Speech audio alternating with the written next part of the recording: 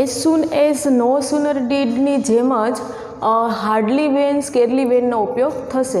એનો ઉપયોગ પણ કેવી રીતે થશે કે ભૂતકાળમાં એક ક્રિયા થતાની સાથે તુરત જ બીજા ક્રિયા બને એવું દર્શાવવાનું હોય ત્યારે હાર્ડલી હેડ કે સ્કેર્સલી હેડનો ઉપયોગ થશે. એટલે કે ભૂતકાળમાં ઓલા એઝ સૂન એઝ નો સુનરની જેમ કે જેવી એક ઘટના બની હોય કે તરત જ બીજી ઘટના બને ત્યારે તેમનો ઉપયોગ થશે. હવે એનું ફોર્મેટ પેટર્ન જોઈએ, આપણે ફોર્મેટ જોઈએ તો પહેલાં આવશે હાર્ડલી અથવા તો સ્કેર્સલી. એની સાથે સહાયકારક ક્રિયાપદ તરીકે શું વપરાશે? હેડ. હેડ હોય એટલે હેડ પછી કરતા અને હેડનો ઉપયોગ થશે એટલે આપણે અહીંયા શું આવશે? ભૂતકૃદંત એટલે કે V3. પછી અધર વર્ડ, વેન અને સિમ્પલ ટેન્સનું સેન્ટેન્સ એટલે કે સાદા ભૂતકાળનું વાક્ય.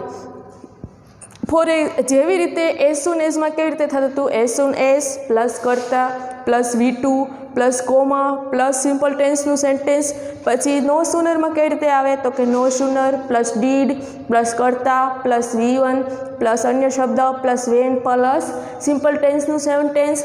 એવી જ રીતે હાર્ડલી સ્કેર્સલીમાં શું આવશે? હાર્ડલી કે સ્કેર્સલી પ્લસ હેડ પ્લસ કરતા પ્લસ V3 પ્લસ અન્ય શબ્દ પ્લસ વેન પ્લસ સિમ્પલ ટેન્સનું સેન્ટેન્સ. ત્રણેયમાં કોમન જ છે કે બીજું વાક્ય છે એ હંમેશા શેમાં હોય તો કે સાદા ભૂતકાળમાં. ફોર એક્ઝામ્પલ કે hardly had Ram seen the pizza when his mouth water. કે જેવા રામે પીઝા જોયા કે તરત જ તેની આંખો મોઢામાં પાણી આવી ગયા. પછી scarcely had the lion roar when the children began to run. કે જેવા બાળકોએ સિંહની ગર્જનાનો અવાજ સાંભળ્યો કે તરત જ તેઓ દોડીને જતા રહ્યા. પછી hardly had this dog seen a stranger when it started barking. કે જેવા કૂતરાએ કોઈ અજાણ્યા વ્યક્તિને જોયું કે તરત જ તેને ભસવા લાગ્યો. પડી ખબર? ખાલી આપણે ત્રણેયનો મિનિંગ સેમ થશે, ઉપયોગ કરવાની ક્રિયા પણ સેમ થશે. ખાલી તેના અમુક જેવી રીતે એઝ સૂન એઝમાં ભૂતકાળનું રૂપ આવશે એવી રીતે નો સુનરમાં ડીડ આવશે પ્લસ કરતા V1 આવશે અને વેન એ પહેલું વાક્ય પછી વેન આવશે ધેન આવશે. પછી હાર્ડલી સ્કેર્સલીમાં હેડ આવશે પછી કરતા આવશે પછી V3 આવશે અન્ય શબ્દ પછી ઓલામાં નો સુનરમાં જેવી રીતે ધેન આવતું એવી રીતે હાર્ડલી સ્કેર્સલીમાં શું આવશે? વેન આવશે અને પછી સિમ્પલ ટેન્સનું સેન્ટેન્સ. ખાસ તમારે ફોર્મેટ છે એ યાદ રાખવાની. હવે અહીં એ ફંક્શન પૂરું થયું ડિસ્ક્રાઇબિંગ ટાઈમવાળું. હવે એના પછીનું નેક્સ્ટ ફંક્શન છે એક્સપ્રેસિંગ અથવા તો શોઈંગ રીઝન. કે કારણ દર્શાવવાનું. ખાલી આપણે રીઝન જોઈએ એના ઉપરથી જ ખ્યાલ આવી જાય કે શું દર્શાવતું હશે તો કે કોઈને કોઈ રીઝન છે કારણ છે દર્શાવતું હોય ત્યારે આ ફંક્શનનો ઉપયોગ થાય. ક્યારે વપરાય તો કે જ્યારે કોઈ ઘટનાનું શું દર્શાવવાનું હોય? રીઝન કે કારણ દર્શાવવાનું હોય ત્યારે આ ફંક્શનનો ઉપયોગ થશે. ક્યારે ઉપયોગ થાય તો કે રીઝન એટલે કે કોઈ કારણ દર્શાવવાનું હોય એટલે કારણ આવ્યું એટલે તરત આપને ખ્યાલ આવી જાય કે તમે કીવર્ડ તરીકે શું હશે? બીકોઝ હશે, એઝ હશે, સિન્સ હશે કે કારણ દર્શક શબ્દો છે એનો ઉપયોગ થશે. હવે કીવર્ડ આવ્યું તો કીવર્ડ્સ તરીકે શું આવશે તો કે બીકોઝ એટલે કે સિન્સ, કારણ બીકોઝ એટલે કે કારણ કે સિન્સ એટલે કે કારણ કે, એઝ એટલે કે કારણ કે, બીકોઝ ઓફ એટલે કે ને કારણે, ઓન અકાઉન્ટ ઓફ એટલે કે ને કારણે, ઓવિંગ ટુ એટલે પણ ને કારણે અને ડ્યુ ટુ એટલે પણ ને કારણે. એટલે કે ટૂંકમાં બધાનો મિનિંગ શું થાય કે કોઈ કારણ દર્શાવવાનું હોય ત્યારે આ બધા જ જે કંઈ આમ તો શું કહેવાય કન્જક્શન જ કહેવાય ને કે એમનો ઉપયોગ છે એ થશે. હવે એમાં જો હવે સિન્સ, એસ અને બીકોઝનો ઉપયોગ ક્યારે થાય કે જ્યારે મુખ્ય વાક્ય દ્વારા એનું કોઈને કોઈ કારણ દર્શાવવાનું હોય. પેલું વાક્ય જે આપેલું હોય પરિણામ દર્શક એનું આપણે શું દર્શાવવાનું હોય કે કોઈને કોઈ કારણ દર્શાવવાનું હોય ત્યારે આ જે આપણે સિન્સ, એસ કે બીકોઝનો ઉપયોગ થશે. એમાં સિન્સ કે એસ ઘણીવાર વાક્યની વચ્ચે પણ આવે અને ઘણીવાર વાક્યની સ્ટાર્ટિંગમાં પણ આવે છે. એનું ફોર્મેટ આપણે જોઈએ તો પહેલાં આવશે કરતા પ્લસ ક્રિયાપદ પ્લસ અધર વર્ડ્સ એટલે કે અન્ય શબ્દ પ્લસ સિન્સ, એસ કે બીકોઝ પ્લસ કારણ દર્શક વાક્ય. એક્ઝામ્પલ જોઈએ તો કે શું આવશે? પહેલાં ફોર્મેટમાં કરતા ક્રિયાપદ અન્ય શબ્દ સિન્સ, એસ અથવા તો બીકોઝ અને કારણ દર્શક વાક્ય આવ્યું. હવે એક્ઝામ્પલ કે I saw the film thrice since it was an interesting. જો પેલું શું કે મેં પિક્ચર છે એ 3 વાર જોયું. શા માટે જોયું? કારણ કે તે ઇન્ટરેસ્ટિંગ છે. તો જો બીજા વાક્યમાં એનું કારણ દર્શાવ્યું. પહેલું વાક્ય છે કે મેં 3 વાર જોયું. શા માટે જોયું? વાય?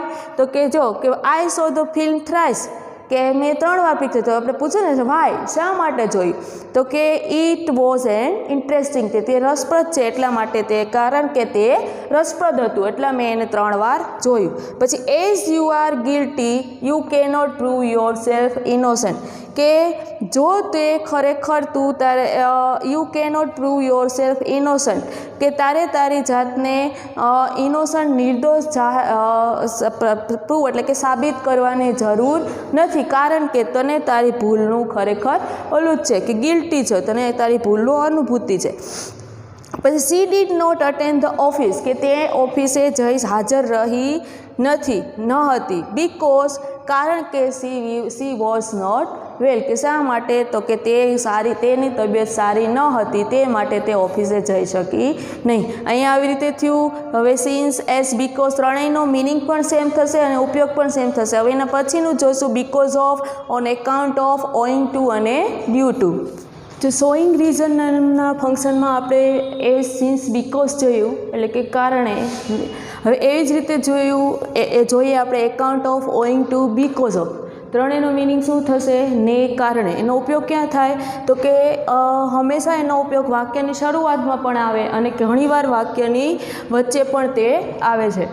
પરંતુ વાક્યની શરૂઆતમાં આવે અને તેના પછી જે વાક્ય હોય હંમેશા શું દર્શાવતું એનું કારણ છે એ દર્શાવતું હોય. અને ખાસ યાદ રાખવાનું કે ઓઈંગ ટુ, એકાઉન્ટ ઓફ કે બીકોઝ ઓફ પછી વાક્યના જે કર્તા હોય એના પછી કર્તા કે જે કાંઈ કર્તાનું નામ આપેલું હોય કે સર્વનામ છે એના પછી હંમેશા એનું પોઝેસિવ રૂપ એટલે કે સંબંધક રૂપ my, his, Har, yours, there A possessive રૂપ છે એ આવે છે. હવે જો આપણે ફોર્મેટ જોઈએ તો on account of, owing to, because of plus possessive pronoun એટલે કે આઈએનજી વાળું રૂપ જે સંબંધક રૂપ કીધું એ અન્ય શબ્દ. જે એક્ઝામ્પલ જોશું એટલે આપણે આઈડિયા આવશે કે on account of getting a plate. જો કાં તો તમારે પોઝેસિવ પ્રોનાઉન આવે અથવા તો આઈએનજી વાળું રૂપ આવે કે on account of getting a plate Manohar miss the bus કે મનોહર મોડો ઉઠ્યો. મોડા ઉઠવાને કારણે તે બસ છે ચૂકી ગયો. શા માટે બસ ચૂકી ગયો તો કે તેમના મોડા ઉઠવાને કારણે. એવી જ રીતે he can't buy this book owing to his being poor કે તે બુક ખરીદી શક્યો નહીં. વાય શા માટે તો કે ઓઈંગ ટુ હિઝ બીઈંગ પુઅર. જો અહીંયા આવ્યું પોઝેસિવ પ્રોનાઉન પ્લસ આઈએનજી વાળું કે તેની ગરીબાઈને કારણે તે બુક છે એ ખરીદી શક્યો નહીં. એ રીતે because of heavy rain they cancel there tour કે ભારે વરસાદને તેની ટૂર છે એ કેન્સલ કરવી પડી. વાય શા માટે તો કે બીકોઝ ઓફ હેવી રેન કે ભારે વરસાદને કારણે તેની ટૂર છે એ કેન્સલ કરવી પડી. એ થયું. હવે એના પછીનું ડ્યુ ટુ છે. ડ્યુ ટુનો મિનિંગ પણ સેમ જ થાય ને કારણે ને લીધે પરંતુ તેની ફોર્મેટ છે એમાં થોડા ઘણા ચેન્જીસ આવે છે એટલે આપણે એને અલગથી લખાવીએ છીએ ડ્યુ ટુ. ડ્યુ ટુ પહેલાં ટુ બીના રૂપ આવે. એમાં શું હતું કે ઓઈંગ ટુ કે on account of, because of એના પછી કોઈ પણ નાઉન કે પ્રોનાઉનનું પોઝેસિવ રૂપ આવે અથવા તો આઈએનજી વાળું ફોર્મ છે એ આવે. એવી રીતે ડ્યુ ટુમાં શું કીધું કે એની પહેલાં ડ્યુ ટુ પહેલાં હંમેશા શું આવશે? ટુ બીના રૂપ એટલે કે એમ, ઇઝ, આર, વોઝ, વેરનો ઉપયોગ થશે અને એમાં એમ, ઇઝ, આર, વોઝ, વેરનો ઉપયોગ થયો હોવાથી હંમેશા ડ્યુ ટુ છે એ વાક્યની વચ્ચે આવશે. એની ફોર્મેટ જોઈએ તો કે ફોર્મેટમાં પહેલાં આવશે પરિણામ દર્શક વાક્ય. જો કારણ દર્શક તો એનું સામે પરિણામ દર્શક વાક્ય કંઈક હોય તો આપણે એનું કારણ જણાવીએ ને તો કે પરિણામ દર્શક વાક્ય પ્લસ ટુ બીનું રૂપ એટલે કે am, is, are, was, were plus due to plus possessive પહેલાંની જેમ જ પોઝેસિવ પ્રોનાઉન એટલે કે આઈએનજી એટલે કે his, my, hers, your, their ING form પછી અન્ય શબ્દ.